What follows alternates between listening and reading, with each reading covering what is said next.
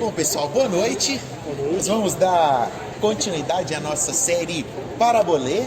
Hoje é o nosso 5º episódio. Que bom que você está aqui, que bom que você está nos ouvindo pelas plataformas digitais.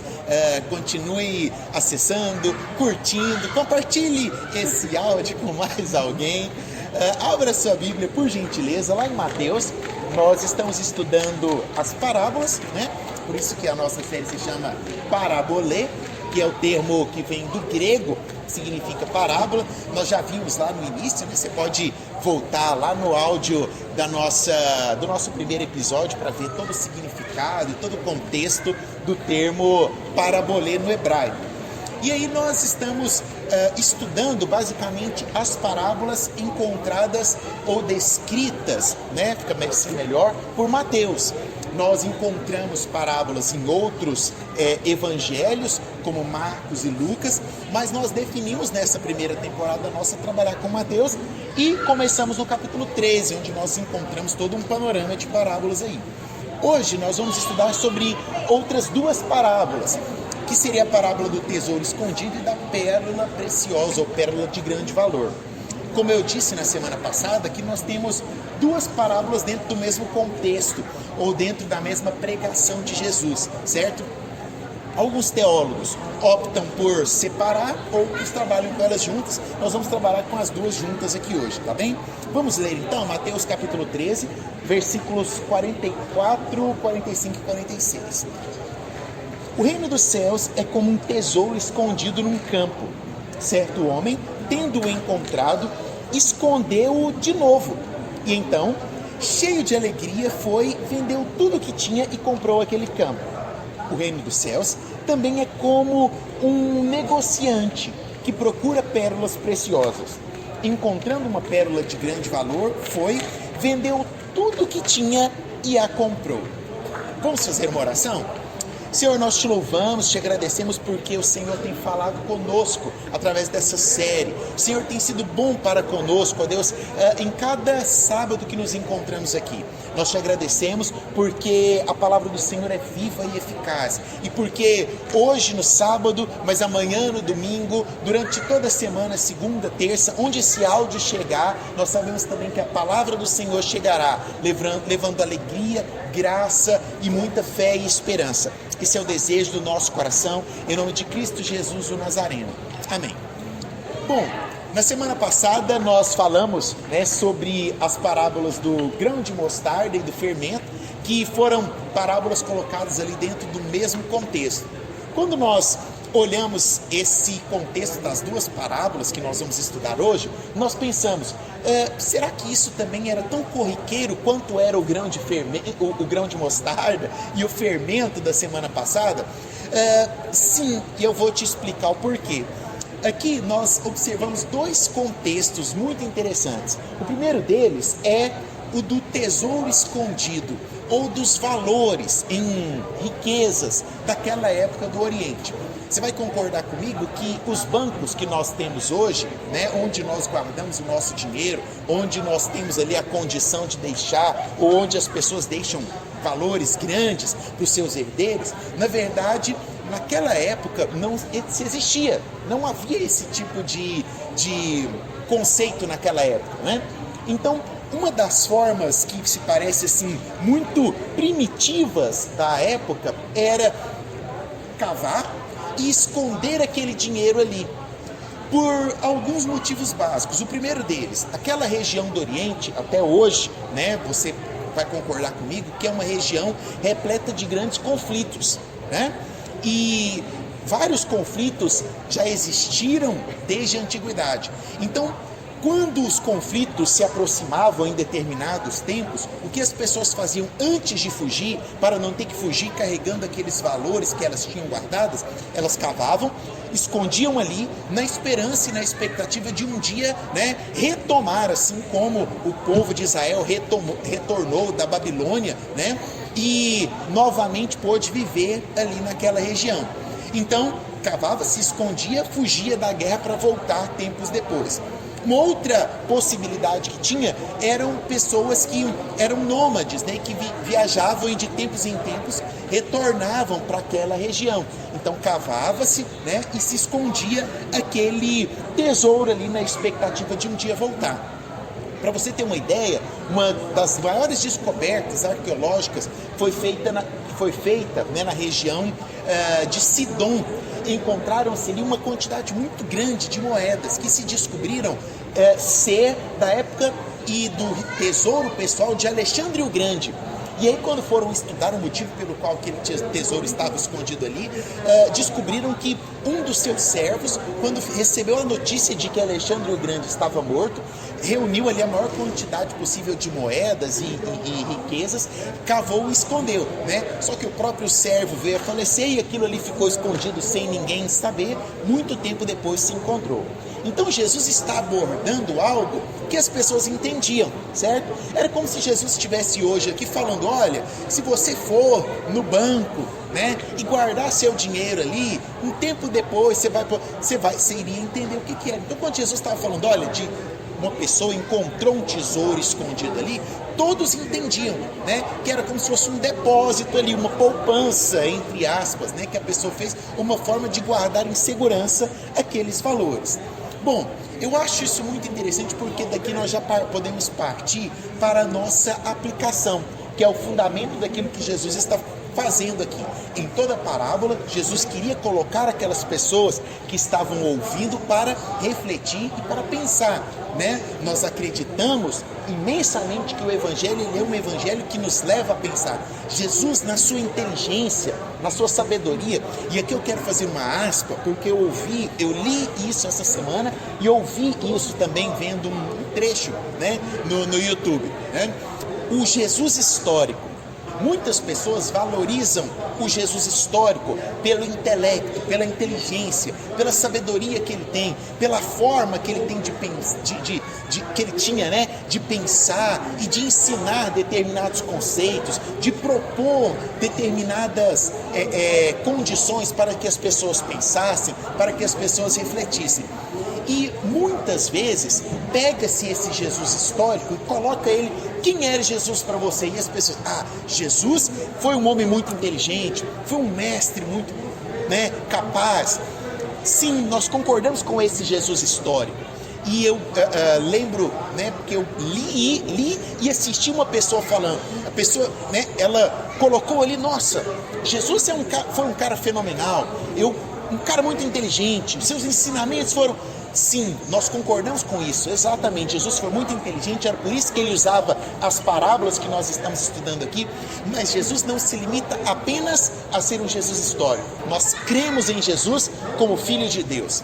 Quando nós começamos a limitar Jesus apenas como um grande mestre, apenas como um grande professor, nós estamos guardando Jesus em uma caixinha, certo? E nós não podemos guardar Jesus nessa caixinha, porque ele transcende todos os mestres, ele está além de todos os professores, de todos os teólogos, de todos aqueles que tinham capacidade. Jesus ele está utilizando um conceito histórico aqui, porque ele era muito inteligente, porque ele não queria que as pessoas o ouvissem sem pensar, sem criticar, e Jesus utiliza as parábolas para isso. Bom, e aí vem a aplicação. Por que Jesus ensina isso? Que um homem encontrou um tesouro e vendeu tudo que tinha para comprar aquele terreno onde ele encontrou aquele tesouro ali. Em primeiro lugar, pode parecer até meio estranho, né? Mas naquela época havia uma lei rabínica, que permitia, suponhamos que o Vinícius, né, estava andando na rua junto com o Felipe, e aí eles tropeçam lá num negócio lá, e o que é isso aqui? E eles vão cavando lá e acham um tesouro. A lei rabina dizia que a pessoa que encontrasse qualquer tesouro escondido ou que não tivesse nenhuma nomeação, ela tinha o direito sobre aquele tesouro. Vocês tinham ficado ricos, certo? Bom, Jesus está mostrando que um homem estava no campo e ao encontrar um tesouro, ele vende tudo que tinha para possuir aquele tesouro, que era um direito agora dele. Onde que eu encontro as aplicações? O que tinha de diferente aqui que Jesus estava querendo ensinar? A primeira coisa, este homem, ele não encontra como os meninos aqui encontraram ao acaso, tropeçando. ele estava no campo. Jesus diz, né, que o reino dos céus é como um tesouro escondido no campo. Significa que se esse homem estava no campo, possivelmente ele estava ali executando um trabalho. Mais possivelmente um trabalho agrícola, né? De arar uma terra, né? Cavar ali para plantar uma semente. Então, o primeiro aspecto que Jesus propõe aqui é que todo homem encontrará a sua verdadeira alegria nos seus afazeres diários. Aquele homem da parábola saiu para o campo assim como ele saía todos os dias para fazer o trabalho dele. Assim como você sai todos os dias para ir para a sua faculdade, assim como você sai todos os dias para ir para o seu trabalho, assim como você sai todos os dias para ir para a sua escola, assim como você todos os dias pega o seu material de estudo para se preparar para aquele concurso, se preparar para aquele vestibular que você planeja fazer. Seus afazeres diários são a coisa mais importante da sua vida. Sabia disso? E parecem coisas tão simples, não é? Nossa, eu vou levantar, vou fazer o que eu sempre fiz, tomar o café da manhã, vou pegar um ônibus, ou vou pegar meu carro, vou ir para o serviço, vou voltar para casa, mas isso se torna importante porque Deus te deu isso. E você precisa valorizar seus afazeres diários.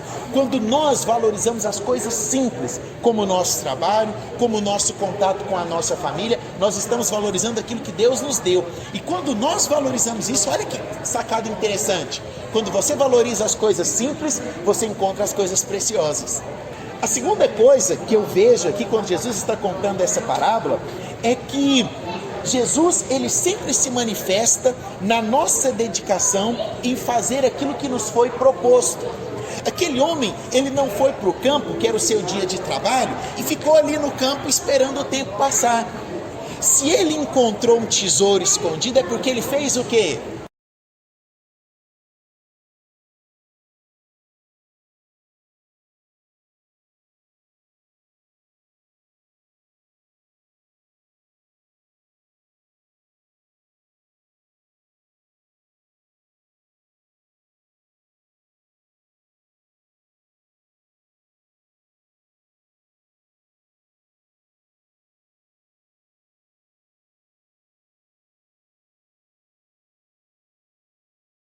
Cavou ali, né? Possivelmente ele estava cavando para plantar uma semente, ele estava carpindo, preparando o terreno para fazer algo. Ele não ficou ali à toa. Ele não chegou ali e falou, vou dormir para a hora passar. Não. Nos seus afazeres diários, na sua dedicação em fazer aquilo que estava proposto para ele, ele encontra algo de valor. Quanto mais você se dedicar naquilo que está proposto para você, né? Quanto mais você se dedicar em honrar a sua família, quanto mais você se dedicar em orar por encontrar uma pessoa que seja a sua metade da laranja, né? Quanto mais você se dedicar em estudar para esse concurso, para terminar a sua faculdade, da sua faculdade ir para um mestrado, alguma outra. Quanto mais você fizer isso com dedicação, mais você está cavando o seu futuro e mais próximo de encontrar os seus objetivos você estará. Aquele homem não encontrou um tesouro ao acaso, né? Até porque nós cremos que acasos não existem. Ele encontrou ali porque ele estava dentro de um propósito, fazendo aquilo pelo qual ele foi chamado. E aí o que acontece quando ele encontra esse tesouro? Jesus conta na parábola que ele sai, vende tudo que tinha, volta lá e compra aquele terreno. Sabe o que eu aprendo com isso aqui? O que Jesus está querendo ensinar? É que vale a pena todo e qualquer sacrifício por aquilo que está no nosso coração. Sabe por quê? Porque eu carrego uma frase comigo e vou levar para o resto da vida. Os sonhos que estão no nosso coração, eles não são sonhos nossos. Os sonhos do nosso coração são sonhos que um dia foram sonhados por Jesus e armazenados, depositados em seu coração. Então, seu sonho também é o sonho de Jesus. E se o seu sonho também é o sonho de Jesus, significa que Jesus quer que você alcance o seu sonho. Então, vale a pena deixar tudo para viver os sonhos de Deus. Vale a pena deixar tudo para trás. Vale a pena largar todas as outras coisas. E olha, o mundo nos oferece muitas opções, você sabe disso, né? Você já foi convidado. Olha, eu lembro perfeitamente, mas assim, ó, como se fosse hoje, como se fosse agora. Quando eu cheguei na faculdade, eu entrei no meu curso muito novo. Eu não sei se você já teve contato aqui com entorpecente, tipo maconha. Eu tive o meu primeiro contato com... Não fumei, calma que eu vou contar vocês. Calma aí. Nossa, pastor, desse aí eu não sabia, calma, né? Deixa eu te explicar. Eu passei no vestibular com 15 anos, né? E entrei na faculdade. Minha vida, antes de entrar na faculdade, era o seguinte, era casa, escola, cursinho, igreja. Casa, escola, cursinho, futebol, lá no Atlético onde eu treinava. Casa, escola, cursinho, igreja, era isso só. E eu passei no vestibular fora de Goiânia, fui morar fora. E aí eu lembro que um dia, né, começou aquela coisa, né, primeira semana, tal, muita zoação, você nem tem aula direito e tal. Aí, ali o terceiro, quarto dia, o pessoal, tá, vamos lá na cantina, né? Vamos embora, tomar uma coca lá e tal. E aí eu lembro quando eu cheguei, sentei na mesa, assim, né, tal, aquela coisa conhecendo, tudo novo e tal. Eu só vi quando, né, o rapaz tirou assim na frente de todo mundo. E aí, galera, trouxe pra gente comemorar. Aí eu fiquei olhando, eu falei assim, o que será isso, né, que ele trouxe pra nós comemorarmos, né? E ali eles fizeram a prática, né? E eu observando aquilo, eu fui sendo tomado de um medo. Meu desejo era sair dali correndo. Eu falei assim, a polícia vai chegar aqui, vai prender todo mundo, eu vou pra cadeia, minha mãe vai receber a notícia, é seu filho, passou tá preso. Eu tenho um jeito de sair dali, sabe? E eu comecei a ver que aquilo era muito comum na faculdade, né? Eu aprendi, né, a grosso modo, que aquilo ali era algo mais normal que tinha. E durante a minha faculdade toda, eu fui forjado em recusar aquela proposta do mundo. Além daquilo ali, tinham muitas coisas que durante a faculdade eu fui recusando. Porque eu sabia que aquilo ali não era o futuro que Deus tinha para mim. Porque eu sabia que havia um tesouro muito mais precioso, muito mais valioso, o qual eu podia dizer não para todas as outras coisas. Assim como Jesus diz aqui, ele foi e vendeu tudo que tinha, porque ele sabia que ele podia vender tudo, que não iria se comparar àquele tesouro que ele tinha encontrado. E aí, sabe o que eu acho mais interessante, para nós partirmos para a etapa final do estudo dessa noite? É que Jesus ele complementa com uma outra parábola, mas dentro do mesmo contexto. Olha o que diz o verso 45. O reino dos céus também é como um negociante que procura pérolas preciosas. Encontrando uma pérola de grande valor, vendeu tudo que tinha e a comprou. Aqui, Jesus ele traça meio que um paralelo. O trabalhador que foi para o campo, você percebeu que ele estava fazendo o trabalho diário dele, aquilo que era comum, aquilo que era simples, mas ele não tinha um propósito de encontrar um grande tesouro. Ele estava ali porque ele sabia que ele tinha que trabalhar, né? Assim como você sabe que você tem que estudar, assim como eu acabei de te ensinar, faça as coisas simples para encontrar as coisas preciosas. Mas ele não tinha um objetivo de encontrar.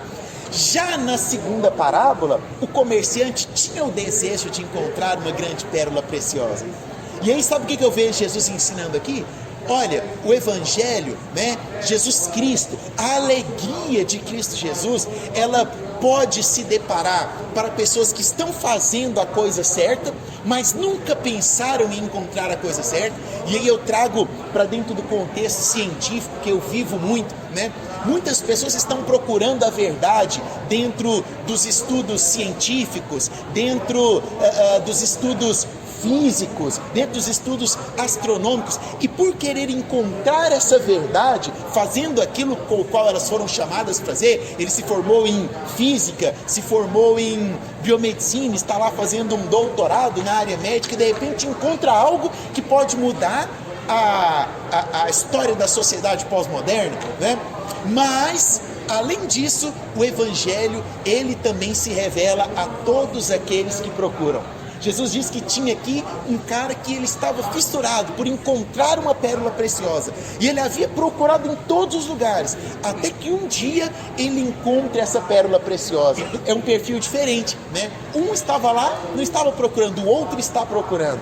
E às vezes você está aí, me ouvindo, cheio de perguntas no seu coração, querendo encontrar sentido para a sua vida, querendo encontrar respostas para o seu futuro, querendo encontrar respostas para as perguntas que permeiam sua alma todos os dias, da manhã à noite, ao ler determinadas coisas, ao assistir determinadas pessoas que você costuma assistir, várias perguntas vêm na sua mente e você procura essas respostas, você procura exclamações para essas interrogações.